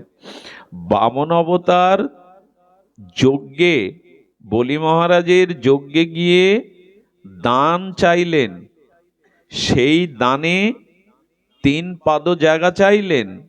2 পদ দ্বারা সমস্ত অনন্ত বিশ্ব ব্রহ্মাণ্ডকে গ্রহণ করলেন। আরেকটি পা নাভিকমল থেকে প্রকাশ করে তার মাথাকে আর চরণে আত্মসাৎ করে নিলেন। তাকে জগতের রাজা থেকে সুতল প্রদেশে পাতালে পাঠিয়ে দিলেন। আমার স্বামীকে যদি ভগবান এই ছলনা করে 3 পাদ জায়গা দানের দ্বারা এইভাবে আমাকে গ্রাস করে পাতালে পাঠায়, তার স্ত্রী ভগবানকে কি বলতে পারে? কেন ছলনা করলে? কেন বামন রূপ ধরে এলে? কেন দান গ্রহণের ছলে তার সর্বস্ব কেড়ে নিলে? কেন তাকে পাতালে সুতলে পাঠিয়ে দিলে? এই ছিল আমাদের বিচার। কিন্তু বৃন্দাবলী কি বিচার করছে? কেন ভগবত ভক্তির প্রয়োজন কেন জানেন? ভগবত ভক্তি যদি একবার আপনার মধ্যে আসে, তাহলে ভগবানের প্রত্যেকটি কাজের মধ্যে আপনি কৃপা, করুণা, লীলার মধ্যে অনুভব করতে শিখবেন। প্রত্যেকটি ভগবানের প্রত্যেকটি বিধানের মধ্যে আপনি করুণা, কৃপাকে উপলব্ধি, তখন আর হাই হাই করবেন না। হাই হাইয়ের বদলে তখন হরি হরি হয়ে যাবে। আহা, তোমার কি করুণা! তো নিজের পতিকে বেঁধে রেখে আর এইভাবে আত্মসাৎ করার পরেও বৃন্দাবলীজির পেছনে কি পথ? এটা ও এই জন্য তো তিনি কি করলেন, সেই সময় ভগবানের স্তুতি করে, বৃন্দাবলী কি বলছেন দেখুন, কোন স্বামীকে যদি এই করে তার স্তুতি করে ভগবানকে, কি বলছে বৃন্দাবলী দি, প্রত্যেকটি কথা একটু সতর্ক সহিত শুনুন। বৃন্দাবলী বলছে, রাজা, আচ্ছা প্রভু, রাজা মানে আমার পতি বলি মহারাজা আপনার সেবক, আপনাকে সে কিছুই দেয়নি। এই দেখুন স্তুতি করছে কিভাবে। আমি আপনাদের হৃদয়ে কথাটা পৌঁছে দিতে পারছি না, কথাটা এমন মার্মিক কথা, যদি আপনাদের হৃদয়ে দাগ কেটে দিতে পারতাম, সে ক্ষমতা সে সাধনা তো আমার নাই। তবে একটু কষ্ট হলেও শুনুন। সর্বস্ব হরণ করে, ছলনা করে, দানের নাম করে কেড়ে নেওয়ার পরে তার স্ত্রী কিভাবে ভগবানের স্তুতি করছে, এটা বড় অদ্ভুত বিষয়। আমার মনে হয় এরকম চরিত্র আমি ভাগবতে পাইনি। বৃন্দাজি বলছেন যে প্রভু আপনার সেবক হয়ে, অর্থাৎ আমার পতিদেবতা বলি মহারাজ আপনার সেবক হয়ে তার অভিমান এসেছিল আমি দাতা। দেখুন উল্টে কিভাবে এই স্তুতি করছে ভগবানের। আমরা হলে কি বলতাম, তুমি ভগবান রূপে এসে ছলনা করে সব কেনে নির। উল্টে বলছেন আমার স্বামী তোমার সেবক, তোমার দাস, আর তোমার দাস হয়ে এসে প্রভুর অভিমানে তোমাকে দান দিল, এটা তার অন্যায়। ভাবনাটা একবার ভেবেছেন? আচ্ছা আমরা গোবিন্দের দাস না প্রভু? আমরা সকলেই ভগবানের দাস। তো রাজা, আমার পতিদেবতা বলি রাজা, রাজা হলেও তো আপনার দাস, কিন্তু তার অভিমান এসেছিল সে রাজা, সে দাতা। আচ্ছা কি দিল আপনাকে ভগবান? এই অনন্ত বিশ্ব ব্রহ্মাণ্ডের অনুপরমাণু সবই তো তোমার। সে তোমাকে কি দিল? তোমারই বস্তু তোমাকে দিল, তাতে তার এত অভিমান কেন দানের? এরকম করে ভাবা যায়? একবার আমি কথাটা পড়ার পরে না মাথা ঘুরছিল। বান মারলে যেমন শিকারি বান মারলে যেমন সে ঘুরতে ঘুরতে পড়ে যায়, এই কথাগুলো কিছু কথা এমন সিদ্ধান্ত এমন আছে মাথার মধ্যে আসলে মাথা ঘুরতে থাকে, ওর থেকে বাইরে যেতে পারবেন না। বলছেন সে তো কিছু দান করেনি, কারণ অনন্ত বিশ্ব ব্রহ্মাণ্ডে সব আপনার, আপনার বস্তু আপনাকে দেখায় দান বলে? বৃন্দাবলী এই কথা বলছেন, প্রভু আমি বড় দানি, এই অভিমান বরঞ্চ আমার স্বামীর এসেছিল, সেই অভিমান তুমি ভঙ্গ করে দিলে, কারণ অভিমানটাই ভক্তির পথে বাধা, সেটা তুমি দূর করে দিলে করুণা করে। সব কেড়ে নেওয়ার পরে কারো সহধর্মী এরকম ভক্ত না হলে বলা যায়? এভাবে ভাবা যায় যে সে সেবক হয়ে রাজা হয়ে বসেছিল, আর তোমাকে দান করার অভিমান তার এসেছিল, কিন্তু যার বস্তু তাকে দেওয়া দান বলে না, কিন্তু তার অভিমান এসেছিল। সেই অভিমানের বশবর্তী হয়ে আমি দানি, এই অভিমানকে তুমি ভেঙে দিয়েছ প্রভু। অনন্ত কোটি ব্রহ্মাণ্ডের স্বামী তুমি, মালিক তুমি, প্রভু তুমি, ভর্তা তুমি, তবু সে নিজেকে স্বামী বলে, রাজা বলে অভিমান করেছিল। আর ভিক্ষুক হয়ে আজ তোমার বস্তু তোমাকে দান দিয়ে দাতা সেজেছে, ক্ষমা করে দাও। কি অনুভূতি, ক্ষমা করে দাও। এভাবে ভাবলে কারো আর দুঃখ থাকে গো? এই জন্য জীবনে যে কষ্ট দুঃখ যায় আসুক, এটা ভগবানের কৃপা মনে যদি করতে পারেন, তাহলে দুঃখ আর আপনাকে স্পর্শ, যন্ত্রণা আর আপনাকে যন্ত্রণা কাতর করবে না। এতে আপনার বড় অপমান হয়েছে প্রভু, সেবক হয়ে রাজা সেজেছে, তোমার বস্তু তোমাকে দিয়ে দানি হয়েছে, এতে বড় অপরাধ হয়েছে, ক্ষমা করে দাও প্রভু। আহা, ক্ষমা করে দাও।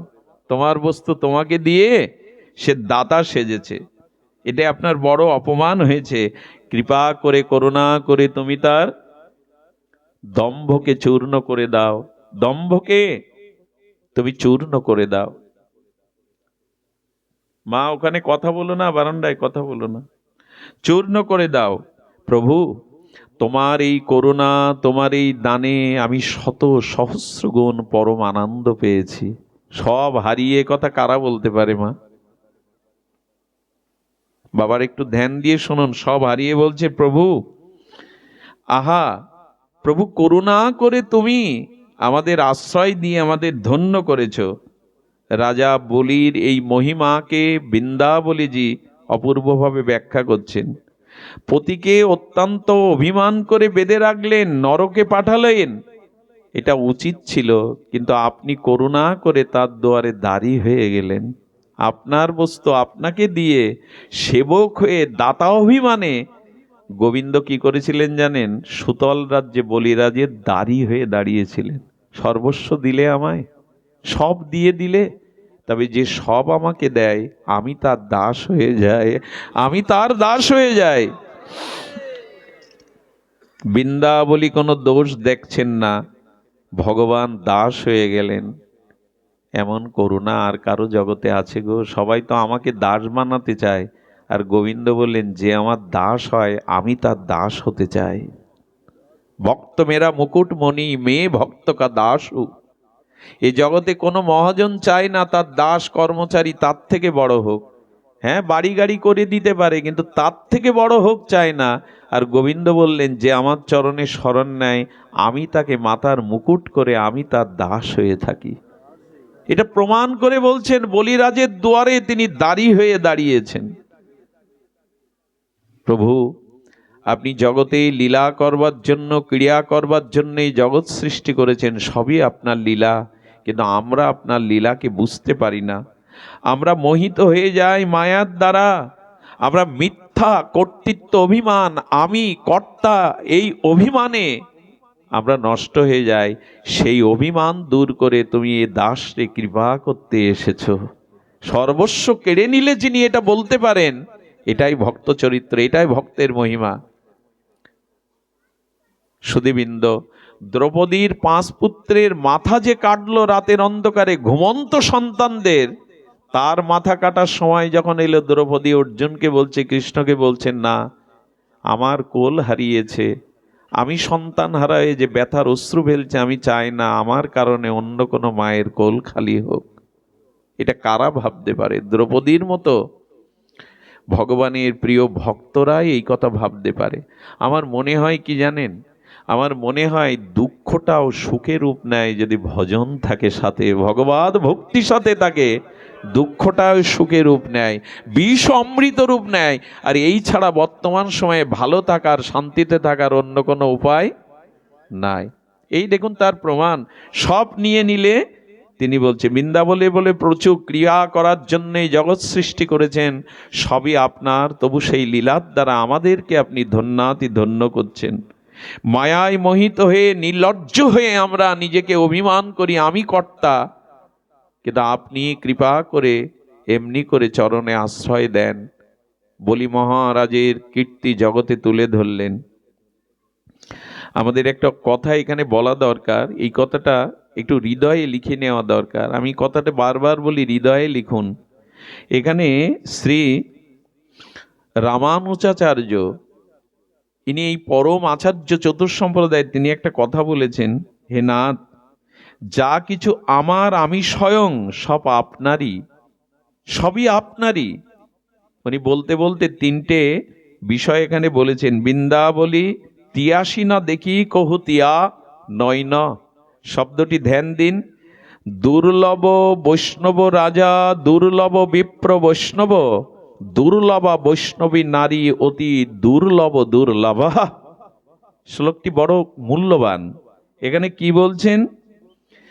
রাজা যদি বৈষ্ণব হয়, কোন দেশের রাজা যদি বৈষ্ণব হয়, তবে তার শাসনের কারণে প্রজারাও ভক্ত বা বৈষ্ণব হয়ে যায়। তবে রাজা শুদ্ধ ভক্ত রাজা এই জগতে বড় বিরল। যদি হয় তাহলে জানতে হবে সেটা দুর্লভেরও দুর্লভ, সেটা দুর্লভেরও দুর্লভ। অম্বরীশের মতো রাজা যদি হয়, তাহলে প্রজাদেরকেও তিনি ভক্তিময়।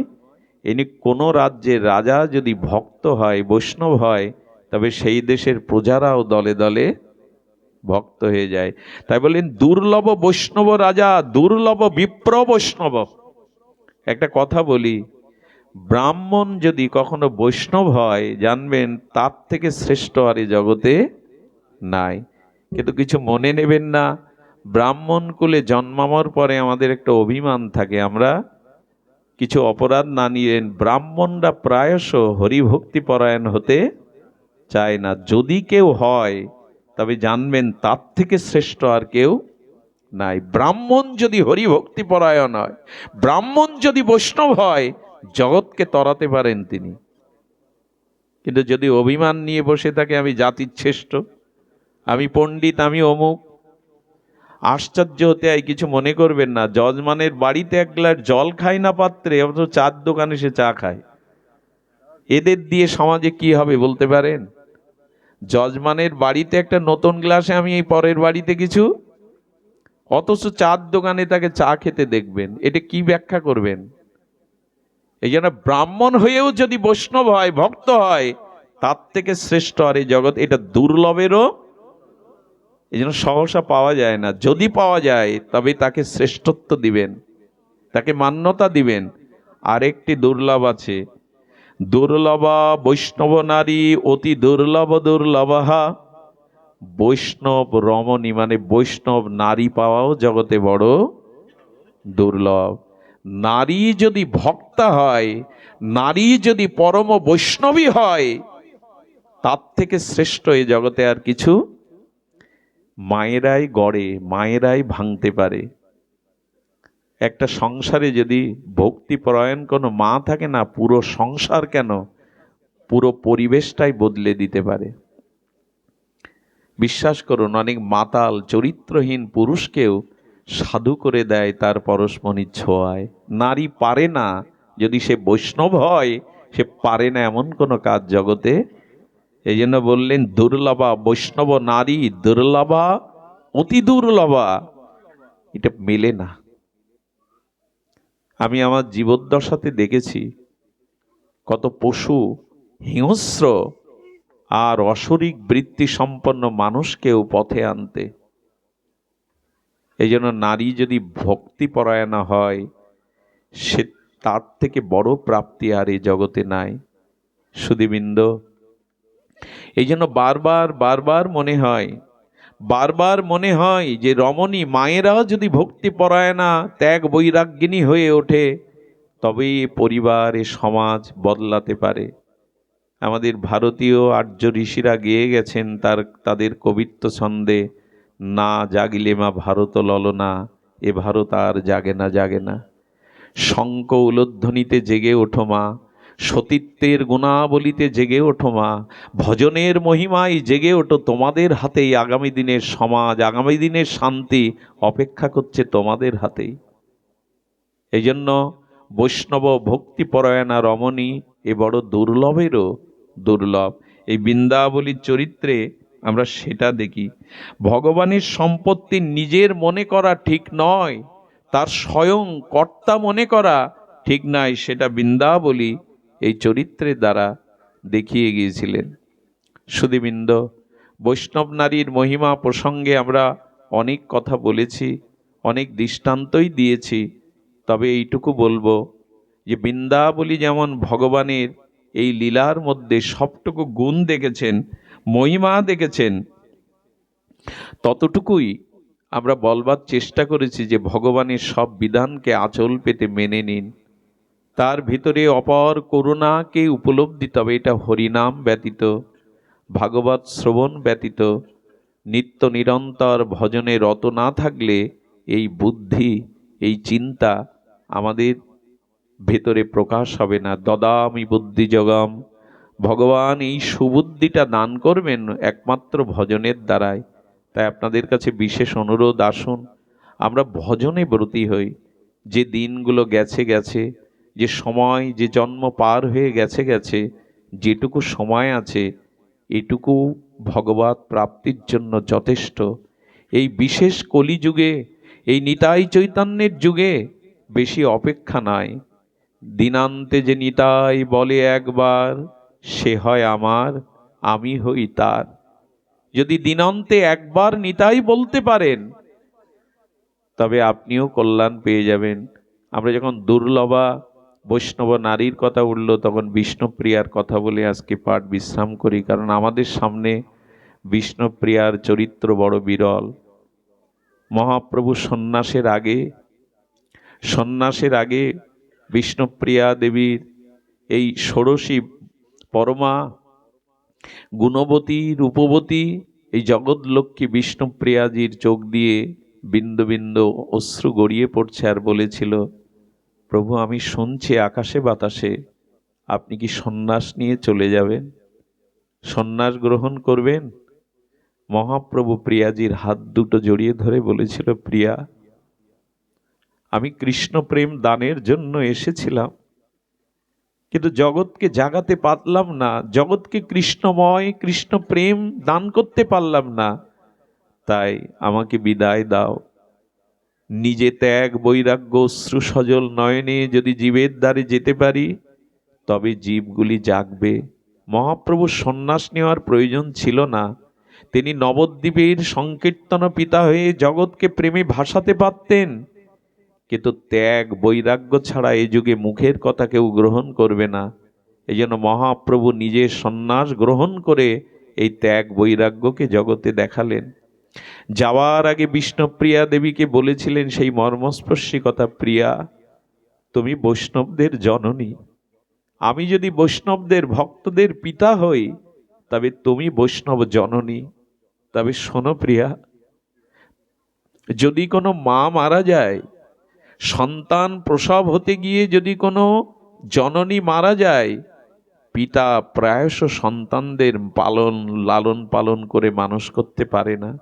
কিন্তু জানো প্রিয়া, যদি পতি মারা যায়, পিতা মারা যায়, মা ভিক্ষা করে দাসীগিরি করেও সন্তানকে প্রতিপালন করে মানুষ করতে পারে। আজ থেকে তুমি বৈষ্ণবের জননী হও, আজ থেকে তুমি গৌর ভক্তগণের মা হও। তোমার ত্যাগ বৈরাগ্য তিতিক্ষা অশ্রু সজল, এই ত্যাগের দ্বারা এই গৌড়ীয় বৈষ্ণব রক্ষা পাবে। প্রিয়া আমি বাইরে যদি কাঁদি তবে তুমি ঘরে বসে কাঁদো, তোমার দ্বারাই গৌড়ীয় বৈষ্ণব সুরক্ষিত হবে। একটি বিষ্ণুপ্রিয়ার ভূমিকাটা সবসময় আমাদের আচার্যরা সামনে আনিনি। যেদিন মহাপ্রভু বিদায় নেবে সেদিন সমস্ত নবদ্বীপবাসী কাঁদছে, শেষবারের মতো তাদের গৌরচন্দ্রের বদনখানি দেখবার জন্য লক্ষ লক্ষ মানুষ নবদ্বীপের সুরধনী গঙ্গার তীরে দাঁড়িয়ে একা কেবল ঘরের কোণে কাঁদছে, সে হলো বিষ্ণুপ্রিয়া। কারণ প্রভুর আদেশ নেই তার সামনে যাওয়ার। কত বড় ত্যাগ হলে পড়ে আছে ঘরের কোণে। কে যেন কানে কানে বলল, প্রিয়া সন্ন্যাস নেওয়ার পরে একবার মাতৃভূমিতে আসা যায়, তোর প্রাণনাথ আর কখনো নবদ্বীপে আসবে না। দেখুন কৃষ্ণচন্দ্র রাধারানীকে ব্রজগোপিকাদের বলেছিল, আমি আবার আসব। রাধারানীর বুকে একটা আশার প্রদীপ জ্বলেছিল, কৃষ্ণ আবার আসবে। কিন্তু বিষ্ণুপ্রিয়া দেবী জানে এই প্রভু চলে গেলে আর নবদ্বীপে প্রভু আসবে না। আচ্ছা সে সময় প্রিয়াজির মনে কি হচ্ছিল বলুন তো? সনাতন মিশ্রের কন্যা, এমন রূপ এমন মহিমা নিয়ে এসেছে, সংসারের সুখের মুখ কোনোদিন দেখতে পায়নি।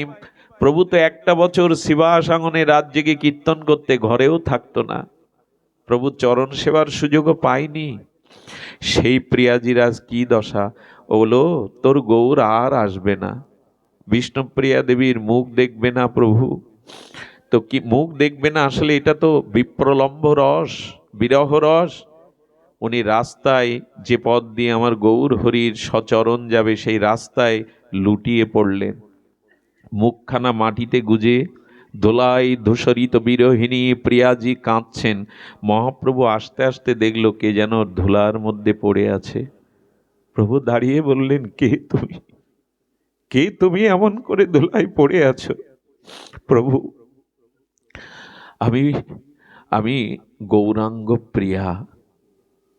বললেন, না তুমি বিষ্ণুপ্রিয়া, এভাবে পড়ে আছো কেন? প্রভু সবার কল্যাণ সবার উদ্ধার করলে, সবাইকে আশ্রয় দিলে আমার কি গতি হবে? বলে যাও আমার কি আশ্রয়? প্রভুর পাদুকা, চরণ পাদুকাটা খুলে বললেন, যাও এটি নিয়ে ঘরে যাও, ঘরে বসে ত্যাগ বৈরাগ্যের দ্বারা ভজন করো। সেই যে খড়মটা মাথায় নিয়ে ঘরে এলো, কি করতো জানেন? সেই খড়মটা আসনে রেখে সন্ধ্যার পরে ওই খড়মে আর বুক গুজে মাথাটা রেখেই সারা রাত গৌর স্মরণে, গৌর লীলা স্মরণে কাটাতো পীরা। সকালে কি করতো জানেন? যতদিন সচিমা বেঁচে ছিল ততদিন সচিমার আঁচল তলে কাউকে মুখ দেখাতো না, আঁচল তলে গঙ্গা স্নান করে ঘরে ঢুকত। সচিমা চলে গেলে আর গঙ্গায় যেত না। প্রিয়াজির সখী কাঞ্চনা 2 বালতি গঙ্গার জল এনে ওইখানে স্নান করে ওইখানেই তার স্নানকৃত সারতেন। সারাদিন কি করতেন জানেন প্রিয়াজি? এ বড় বিস্ময়কর কথা। এমন ভজন যারা আমাদের জন্য করে গেল, আমরা তাদের মূল্যায়ন, তাদের চোখের জলের কোনো মূল্য দেব না। 2টো মাটির পাত্র রাখতেন, একটাতে তণ্ডুল চাউল রাখতেন, আরেকটাতে খালি। একটা করে চাউল নিতেন আর হরে কৃষ্ণ মহামন্ত্র প্রসাদী করে খালি পাত্রে রাখতেন। আমায় বলতে পারেন বেলা 11টা 12টা পর্যন্ত কমুটো চাল হতো। ওই চালটা গঙ্গা জলে ফুটিয়ে প্রভুকে ভোগ লাগিয়ে পেতেন আর সখীকে দিতেন। এই ছিল তার জীবন। এ আমরা কল্পনাও আনতে পারবো না। কৃষ্ণ ভজন সহজে হয় গো? এত ভোগের মধ্যে, বিলাসিতার মধ্যে হয় গো? আর কি করতেন? ওই খরম, সেই খরমটা যদি দেখতে চান ধামেশ্বর মহাপ্রভুতে যাবেন। আমার ভাগ্য হয়েছিল মাঝে নবদ্বীপে একটু হরি কথা বলার, শান্তিপুরে। ওখানে যিনি বাবাজি আছেন তিনি আদর করে হাত ধরে নিয়ে প্রভুর পুষ্প চন্দন মালা তুলসী দিয়ে খরমটা দিয়েছিলেন বুকে। সেই খরমটা অনেকে, আপনারাও গিয়ে একবার যদি নবদ্বীপে যান, ধামেশ্বর মহাপ্রভু প্রভুর এই খরমটা, ওতে বিষ্ণুপ্রিয়া দেবীর প্রেম মাখানো, নয়নের জল মাখানো, কোটি কোটি নাম প্রসাদী হয়ে আছে ওই চরণটা। এটা আজও বিস্ময়ে আছে, কেন জানি না। এই কাল কবলিত সময় হয়তো আমাদের কৃপা করবার জন্য এখনো আছে। একবার শ্রীহট্টে এনেছিলেন আচার্য প্রভুরা এই চরণ। তো সেই চরণটার বাঁধানো আছে ওপর দিয়ে, স্টিল দিয়ে রূপা দিয়ে বাঁধানো, ভেতরে আছে খরমটা। প্রিয়াজির এইভাবেই দিন চলতে লাগলো, নিত্য নিরন্তর এই নামময় বিপ্রলম্ব রসে ভাসতে ভাসতে কি গড়ল জানেন? বিরহ যখন আর চরমে, প্রিয়াজি আর দেহ রক্ষা করতে পারছেন না, মহাপ্রভু আদেশ দিলেন যে নিম্ন বৃক্ষের তলে প্রভুর আবির্ভাব হয়েছিল, বলল এই নিম গাছটা কেটে প্রভুর একটা বিগ্রহ তৈরি করতে। বিষ্ণুপ্রিয়া দেবীর দ্বারাই এই প্রভুর মূর্তিটা, আজকে সেই নিম গাছটা নাই, যারা গিয়ে দেখেন না, সেই নিম গাছটা গৌর বিগ্রহ তৈরি করা হয়েছিল। এটা পরবর্তীতে লাগানো, তবু তো সেই মাটি, সেই আলো বাতাস, সেই জন্য ওই বৃক্ষকে এখনো মানুষ সম্মান, প্রণাম, বন্দনা, পরিক্রমা করে, করতে হয় এটা। এখনো সেই মাটি তো নিয়ে যেতে পারেননি, সেই অনুভূতি আছে। সুধীবৃন্দ, প্রিয়াজি নিত্য নিরন্তর কি করতেন জানেন? কাঞ্চনা বলছেন, এত রূপ নিয়ে এসেছিলি সখী, ভালো কাপড় কেন পরিস না? মলিন কাপড় পরে কেন থাকিস? বলে, যার প্রভু জীব উদ্ধারের, জীবকে প্রেম দানের জন্য গম্ভীর আর গাম্ভীরার মধ্যে মাথায় বালিশ নেই, পালঙ্ক নেই, শয্যা নেই, পড়ে থাকে, তারই বৈরাগ্য ত্যাগ ব্রত নিয়ে আমার কি শোভা পায় সাজা? মেঝেতে পড়ে থাকতেন, খাটে শয়ন করতেন না, মলিন বস্ত্র পরিধান করতেন। বিপ্রলম্ভ গৌর বিরহ, হাড় কখানা ছিল জ্যোতি যেন চাপা অগ্নির মতো। মহাপ্রভুর ওই বিগ্রহ যেদিন দেখলেন, সাক্ষাৎ গৌর মনে করে, প্রাণ প্রতিষ্ঠা মনে করে জড়িয়ে ধরলেন। কিন্তু ভক্তরা দেখলো এইভাবে যদি বিষ্ণুপ্রিয়া মহাপ্রভুকে সাক্ষাৎ বিগ্রহের মধ্যে দেখতে তবে লীন হয়ে যাবে। তাই বিষ্ণুপ্রিয়ার ভাইদের কাছে এই বিগ্রহের অর্চনের দায়িত্ব দেওয়া হয়েছিল, এই যাদব মিশ্রের কাছে। একদিন মহাপ্রভুর আবির্ভাব দোল পূর্ণিমার দিন, এটাকে গৌর পূর্ণিমা বলে। কথাটা এই কারণে বলছি, গৌর পূর্ণিমা সমাগত সামনে আসছে। আমার কষ্ট লাগে কোথায় জানেন? যে দেশে গৌর বাঙালির হৃদয় মতিয়া নিমাই কায়া ধরে এলো, সেই বিশ্ববন্দিত রাধা কৃষ্ণ মিলিত তনু প্রেম তত্ত্ব গৌর পূর্ণিমাকে খোঁজ রাখি না, অথচ দুর্গা পূজাকে জাতীয় পূজা মনে করি আমরা। দুর্গা পূজাকে আমি জাতীয় পূজা স্বীকৃতিতে নিষেধ করছি না, কিন্তু যে দুর্গা গৌর চরণ বন্দনার জন্য নবদ্বীপে গিয়ে তপস্যা করলেন, সীমান্ত দ্বীপ নামে ওই দ্বীপটার নাম হয়েছে, সেই দুর্গা পূজাকে আমরা জাতীয় উৎসব বলি, অথচ গৌর পূর্ণিমার খোঁজ আমরা, এটা বাঙালি হিসাবে আমাদের ব্যর্থতা। এই বাঙালির ঘরে মহাপ্রভু এলেন, রাধাকৃষ্ণ, সারা অনন্ত বিশ্বব্রহ্মাণ্ড যার হরিনামে আজ ভাসে, আজ তার আবির্ভাবকে আমরা পালন করি না। অথচ দুর্গাপূজাকেই আমরা জাতীয় উৎসব। দুর্গাপূজা করুন, তাতে বাধা নাই, কিন্তু মহাপ্রভু কোথায় তাকে কি স্মরণ করি বছরের তার আবির্ভাব দিনে? আসছে গৌর পূর্ণিমা, একটু উপবাস থাকবেন, সন্ধ্যায় অভিষেক করে একটু সংকীর্তন নাম গৌর লীলা চরিতা বলি আস্বাদন করবেন। এটুকু হাত জোড় করে অনুরোধ করে গেলাম, কারণ মহাপ্রভু না এলে আমাদের সামনে অন্ধকার ছাড়া কিছুই থাকতো না। কোথায় এই ভাগবত, কোথায় এই হরিনাম, এটা কোথাও পেতাম না। করুণায় অবতীর্ণ হয়ে তিনি দিয়ে গেলেন। সেই বিষ্ণুপ্রিয়া দেবী গৌর আবির্ভাবের দিনে তার বিরহের তরঙ্গ উঠল। নিত্যানন্দ শক্তি মা জাহ্নবা আর অদ্বৈত শক্তি আমাদের সীতা ঠাকুরের দুইজন দেখতে গেলেন। দেখলেন কখানা হাড় আছে। বাছা, কাঁদতে কাঁদতে বিরহে এ কি করেছিস দশা? জাহ্নবা মা সীতাকে দেখে জড়িয়ে ধরলেন, মা আর পাচ্ছি না, প্রভুর বিরহে আর আমি সহ্য করতে পারছি না, মা আমাকে কোল দাও, আমাকে আশ্রয় দাও। এই জাহ্নবা আর বসুদা আমাদের সীতা ঠাকুরানী, তারা বিষ্ণুপ্রিয়াকে ঘুমটা দিয়ে আনলেন মহাপ্রভুর বিগ্রহের পাশে। চারিদিকে ভক্তগণ হরিনাম সংকীর্তনের তরঙ্গে আকাশ বাতাস মুখরিত করেছে। আর মহাপ্রভুর সেই বিগ্রহ দেখে বিষ্ণুপ্রিয়া দ্বার খুলে ভেতরে প্রবেশ করলেন। মহাপ্রভুর শ্রীবগ্র দর্শন করে এই বিরহিণী বিপ্রলম্ব রসে ভাসমান বিষ্ণুপ্রিয়া প্রভুকে জড়িয়ে ধরলেন। ওই সাথে সাথে প্রিয়াজি প্রভুর সাথে লীন হয়ে গেলেন। এই বিগ্রহটাই হলো ধামেশ্বর মহাপ্রভু। এই বিগ্রহ এখনো নবদ্বীপে ধামেশ্বর মহাপ্রভু বিরাজমান।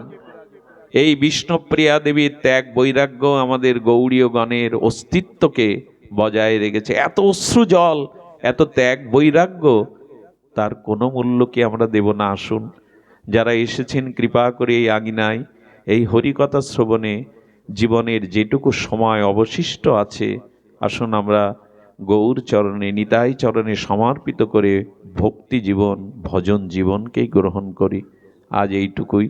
আপনাদের মঙ্গল হোক, সকলের কল্যাণ হোক, গৌর চরণে আমাদের রতিমতি হোক, এই প্রার্থনা করে আজকের হরিকথা বিশ্রাম। মহাপ্রভুর কৃপা হলে আবারও আপনাদের এই আনন্দময় সান্নিধ্যে হরিকথা বলার প্রয়াস রইল।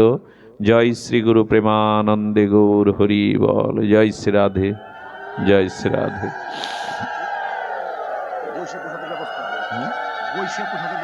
সুধীজন, আপনার